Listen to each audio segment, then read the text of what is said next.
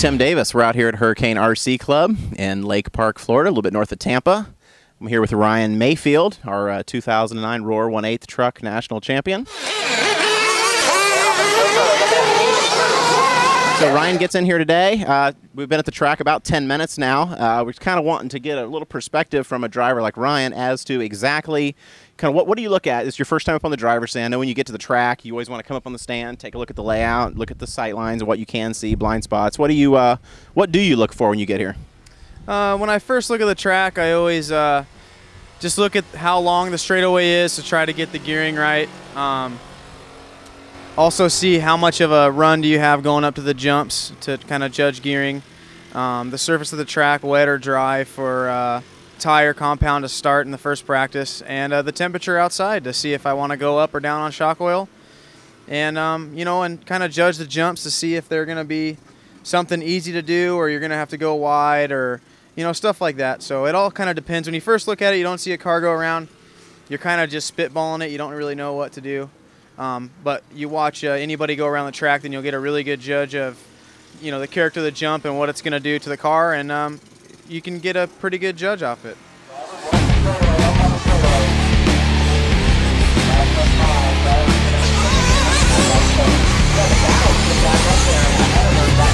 All right, we've moved from the driver's stand down to the racing surface once we talked to Ryan a little bit about what we look for in his driver's stand inspection. Now we're down here at the track, closer to the surface a little bit.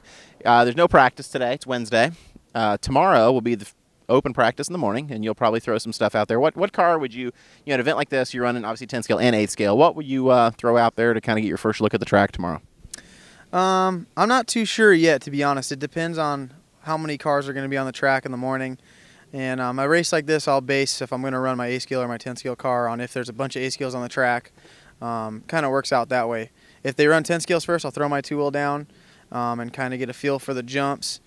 If they run 8 scale, I'll always run my buggy first. I always run 8 scale buggy as much as possible because it's usually a little harder to drive. Getting the setup on the buggy is a little more critical than the truggy. The truggy kind of goes over everything pretty easily. So tomorrow I just kind of base on what they're going to run first, and that's where I'll go from there. Okay. Now, speaking of tires, like let's talk about your 8th buggy because that's what you want to probably run early. A lot of, you know, it's a very gas-heavy track here with the locals. What tire do you go out on? I mean, how do you decide? I mean, the complement of compounds and tread patterns. What is your go-to tire, I guess, for that first run of the day? When you show up to the track and it's very green, like this track's going to be, nobody's ran on it yet. It's going to be loose. They're going to break up the surface. It's going to have marbles on the top. You're always going to want to run a softer compound. So I'm going to always start with a blue compound, and I'll probably start with a crossbow because it's a safe tire, easy to drive. I can get through my first practice run without any, you know, bad crashes to where I could break my car, and I know what my car is going to do on that tire. And then from there, I'll go to a qualifying type tire, which will be a double D in the same compound.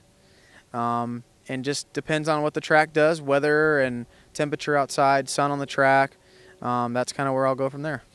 How much are you relying on your experience at other tracks for that, outside of just guessing here today? I mean, in open practice and control practice, are you going to go to the qualifying tire in practice, or you just always record that in the back of your mind of, well, I know if this tire works in practice, then I run this tire in qualifying? You know, you always kind of, you feel out what's going to happen in practice and you carry that over to qualifying. Sometimes I'll run faster on a bigger pin tire because the track's maybe a little hard to drive, and a bigger pin tire, you can push it harder, and that will, you know, equal faster lap times. Yeah, and confidence in your vehicles and stuff like that. So here the track's very smooth and flowing. So most likely a qualifying tire will be a small pin tire like a 7 or a double D. But then in other tracks, sometimes a qualifying tire is the main tire. It's the same tire back to back, which, you know, works out better because if you're fast in qualifying, you're going to be fast in the main event. Sure.